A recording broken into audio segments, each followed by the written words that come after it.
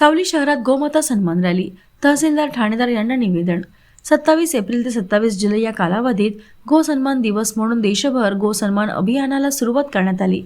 त्याचाच एक भाग म्हणून संत मुलिंदर महाराज यांच्या नेतृत्वाखाली गोमातेला राष्ट्रमाता म्हणून घोषित करा या जयघोषात नुकतेच तहसीलदार ठाणेदार यांना निवेदन देण्यात आले।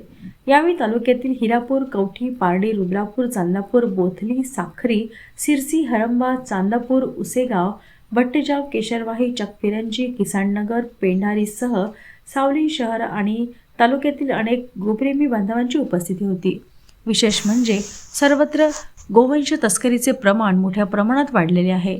त्यांची हत्या थांबवावी, तसेच गोमाता ही मातेसमान आहे, तिचे रक्षण करून तिला राष्ट्रमातेचा दर्जा देण्यात यावा, यासाठी आज दिनांक 27 ला संत मुलिंदर महाराज यांच्या नेतृत्वाखाली सावली मुख्यालयातून गोप्रेमी बांधवांच्या उपस्थितीत गोमातेची रॅली काढून निवेदन देण्यात आले।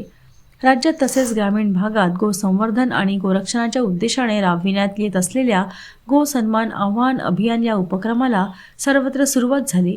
गोरक्षण, गोसेवा आणि गोमातेचा सन्मान करण्यासाठी समाजातील विविध घटक एकत्र येत असल्याचे चित्र सध्या पाहायला मिळत आहे।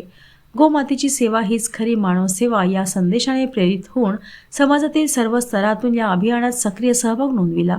या अभियानात अखिल भारतीय गुरुदेव सेवा मंडळाच्या सदस्याची उपस्थिती दिसून आली। अभियानाच्या यशस्वीतेसाठी तालुक्यातील मोठ्या प्रमाणात गोप्रेमी बांधव भगिनी यांची उपस्थिती होती।